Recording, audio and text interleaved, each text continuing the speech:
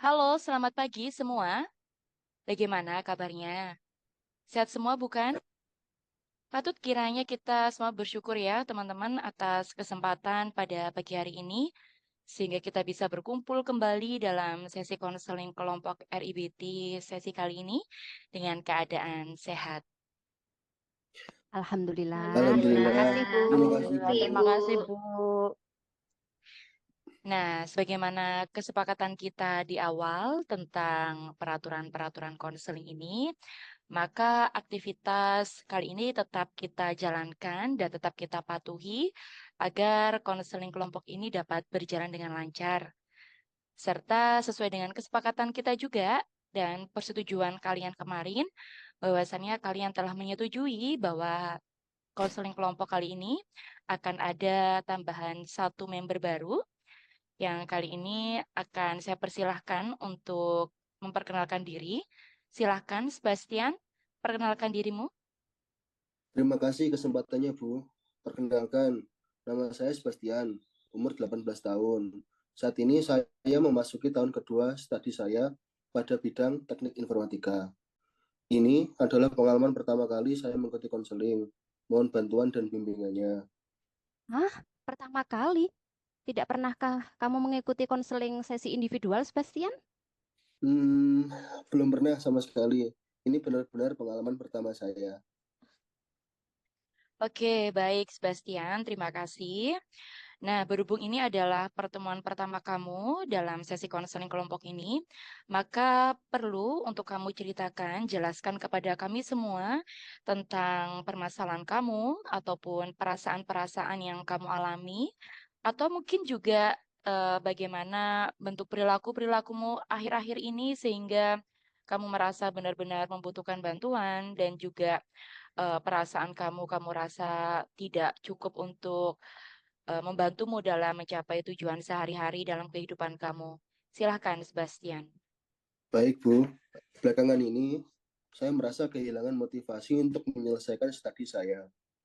Saya rasa hal itu dipicu karena kampus saya menghapus program beasiswa untuk jurusan yang saya tempuh.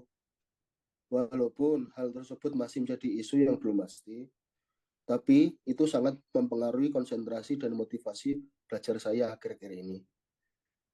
Bastian, apa dengan menurunnya konsentrasi dan motivasi belajarmu, kamu merasa khawatir jika tanpa beasiswa kamu tidak akan bisa melanjutkan kuliahmu? Hmm, bisa di, bisa dikatakan demikian. Hei, Sebastian, info penghapusan beasiswa itu kan belum pasti. Kamu sudah khawatir mendapatkan informasi yang belum pasti seperti itu. Udah pernah nyari belum kepastiannya seperti apa? Iya, aku pernah mencari tahu dengan bertanya kepada direktur departemen jurusan. Mereka juga tidak bisa menampik isu tersebut. Namun, mereka juga tidak bisa memberikan kepastian kapan program beasiswa tersebut dihapus.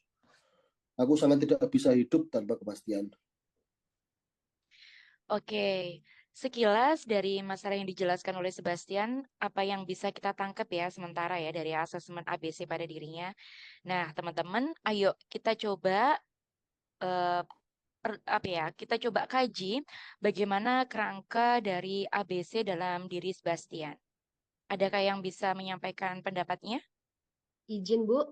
Kalau menurut Ya, saya, Sebastian memiliki keyakinan bahwa ia tidak bisa hidup tanpa kepastian seperti yang ia alami saat ini. Bahwa tidak ada kepastian beasiswanya itu diberhentikan atau tidak. Akibatnya, ia menjadi tidak fokus dan motivasi belajarnya menurun. Ya, saya punya pendapat lain, Bu. Hal ini, Bu, silakan. diperparah lagi dengan munculnya perasaan gelisah dan khawatir dalam diri Sebastian. Oke, dari jabaran Sarah dan Denis tadi, kita sudah bisa menangkap ya poin penting dari kerangka activating event, belief, dan juga consequences dari masalah Sebastian. Kita akan fokus pada Sebastian pada sesi konseling berikutnya ya. Nah, teman-teman, karena kita sudah memiliki kesepakatan sebelumnya bahwa hari ini kita akan fokus pada paparan kasusnya Sarah. Oleh karena itu, Silahkan, Sarah, kamu bisa menceritakan tentang permasalahan. Baik, Bu. Jadi, ketika saya berjalan memasuki kelas dan melihat suasana yang ramai tanpa ada satupun orang yang memperhatikan kedatanganku, saya merasa sangat kesal, bahkan membuatku sangat khawatir dan bertanya-tanya, apa yang salah dengan diriku? Mengapa mereka tidak memperhatikanku? Kekesalanmu itu karena kamu merasa tidak disambut oleh teman-teman kelasmu. Iya, betul sekali, Bu. Sar, tapi mengapa kamu merasa kesal? Hanya karena kedatanganmu tidak disambut oleh mereka. Bagiku, aku merasa tidak berharga jika aku tidak diperhatikan oleh orang-orang di sekitarku. Aku tidak bisa hidup seperti itu. Hah? Kamu merasa tidak diperhatikan sehingga kamu menganggap dirimu tidak berharga. Dari pandanganmu itu, maka perhatian dari orang lain adalah hal yang sangat penting begitu untuk membuatmu tetap hidup. Benar nggak? Mungkin iya. Saya merasa tidak nyaman dan tidak percaya diri tanpa perhatian dan penerimaan dari orang-orang di sekitarku. Halo Sarah, bukankah itu hal yang wajar? Bukankah kali ini kamu sedang berada pada lingkungan baru? Lazim dong jika teman-teman kuliah yang kamu baru kenal tidak memberikan perhatian penuh hanya padamu. Bukankah mereka sama-sama masih dalam proses adaptasi seperti kamu juga? Iya sih, aku tahu bahwa untuk memperoleh penerimaan dan perhatian dari lingkungan sekitar memang membutuhkan waktu. Baiklah, ketika Sarah memberikan jawaban tersebut, terdengar seperti pandangan yang sangat rasional ya, teman-teman. Tapi coba izinkan Ibu dulu untuk bertanya.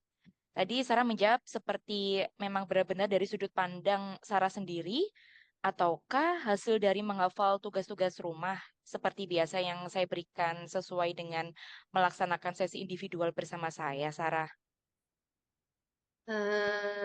Ini adalah pandangan rasional dari hasil apa yang saya pelajari, Bu. Namun, saya menyadari hingga saat ini saya masih kesulitan untuk menerapkannya di dalam pikiran saya. Oh, lantas ketika kamu merasa bahwa lingkungan sekitarmu tidak memberikan perhatian padamu sesuai dengan apa yang kamu inginkan, bagaimana kamu cara mengatasinya, Sar? Saya biasanya duduk termenung di bangku kuliah sembari menenangkan diri dengan mengenang memori saya di masa lalu saat SMA, di mana saya selalu dipuja, dikagumi oleh setiap orang, di mana saya selalu diperhatikan, membuatku sedikit lebih tenang menghadapi kondisiku saat ini. Tapi sayangnya itu adalah memori masa lalu yang mungkin tidak akan terulang dan tidak aku dapatkan lagi di masa sekarang.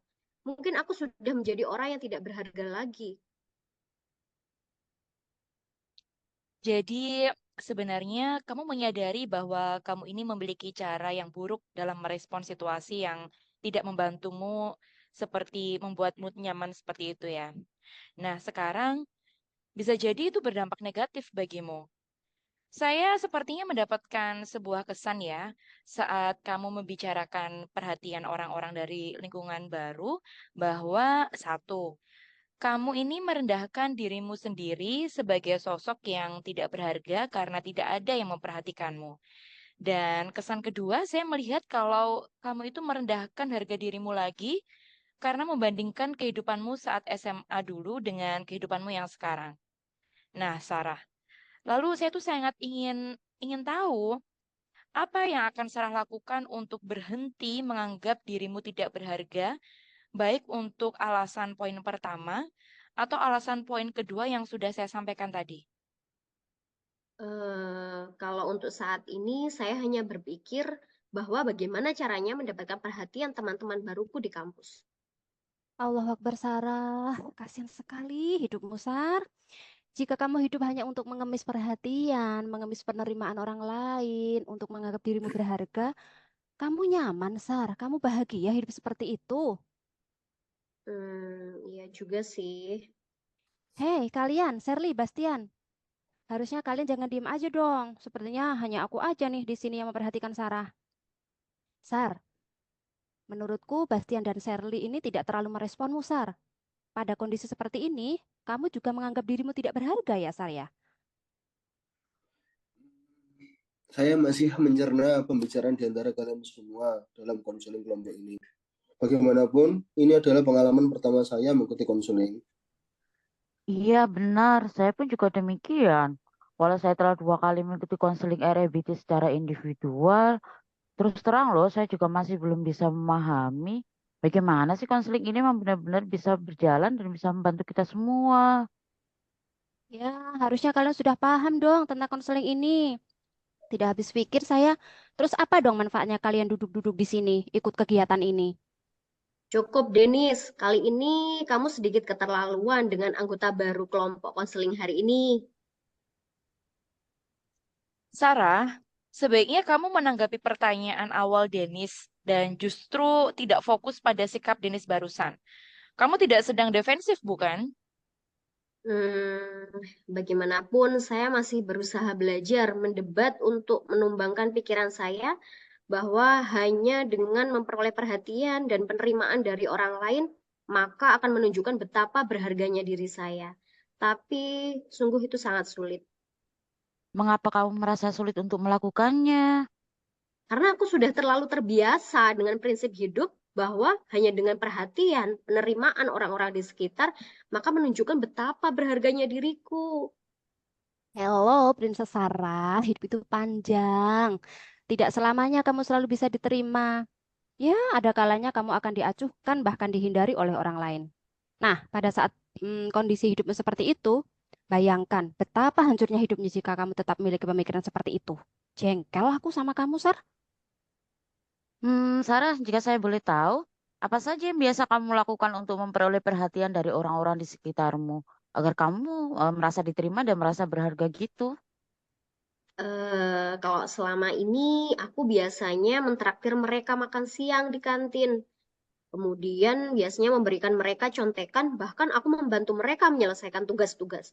Dengan berbuat seperti itu, mereka akan memberikan perhatian dan menerimaku. Nah, bukankah itu adalah hal melelahkan ya, Sar ya? Bukankah tugas-tugas sekolah itu untuk diri kita sendiri aja udah berat? Ya, aku tahu sih. Maka dari itu, sebenarnya aku sudah tidak tertarik melakukannya lagi ketika memasuki perkuliahan ini. Tapi tidak bisa dipungkiri bahwa melakukan hal tersebut, apa ya, membutuhkan perhatian dari orang lain itu cukup penting bagiku. Dengan kata lain, menurutmu tolak ukur seseorang untuk menerima dan menghargai orang lain itu terletak dari seberapa banyak nilai manfaat yang bisa diperoleh dari dirinya. Hingga saat ini aku masih meyakini hal tersebut sebagai cara yang paling efektif, Bu, untuk mendapatkan perhatian dan kasih sayang dari orang lain. Tapi, bukankah dengan bersikap tulus dan hormat pada orang lain juga akan menunjukkan harga diri kita? Mungkin bisa saja, tapi kurang efektif bagiku. Hah? Kurang efektif bagaimana maksudmu?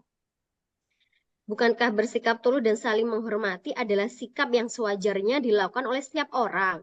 Aku ingin dilakukan spesial oleh orang lain di sekitarku. Dengan begitu, aku benar-benar merasa berharga sebagai manusia. Coba kamu berpikir lebih realistis lagi, Sarah. Sebenarnya apa pentingnya setiap orang kok harus memperlakukanmu secara spesial? Hmm, Sar, menurutku kamu menuntut setiap orang untuk memperlakukanmu secara spesial tanpa alasan yang jelas. Dan ketika mereka tidak memberikan perhatian yang spesial kepadamu, maka kamu dengan sendirinya berpikir bahwa dirimu adalah manusia yang tidak berharga. Jelaskan pada kami, Sar, gimana sih cara berpikirmu itu? aku hanya takut jika ke depannya aku hidup sendiri. Ya, sebenarnya mulai merasa lelah untuk mencari perhatian orang lain. Tapi lagi-lagi tidak bisa dipungkiri, di sisi lain, aku juga merasa dihargai keberadaanku ketika mereka memperhatikanku. Itu membuatku bahagia. Sarah, tadi kamu bilang sendiri loh, jika untuk mendapatkan perhatian dari orang lain itu membuatmu lelah. Tapi di sisi lain, kamu tetap haus akan perhatian untuk menunjukkan betapa berharganya dirimu. Lalu, sebenarnya mana yang kamu inginkan, Sarah? Hmm, aku ingin kembali ke masa SMA, di mana tanpa usaha yang melelahkan, Aku merasa sangat dihargai, dicintai, dan selalu menjadi pusat perhatian oleh teman-temanku. Hei, itu tidak realistis, Sarah. Wake up, bangun. Itu masa lalumu. Saat ini kamu sudah mahasiswa, guys, bukan anak SMA lagi. Kok nada bicaramu begitu sekali padaku, Denis? Jahat sekali kamu. Nah, kamu sih jadi orang susah banget dibilangin. Kamu tuh nurut aja apa kataku tadi seharusnya.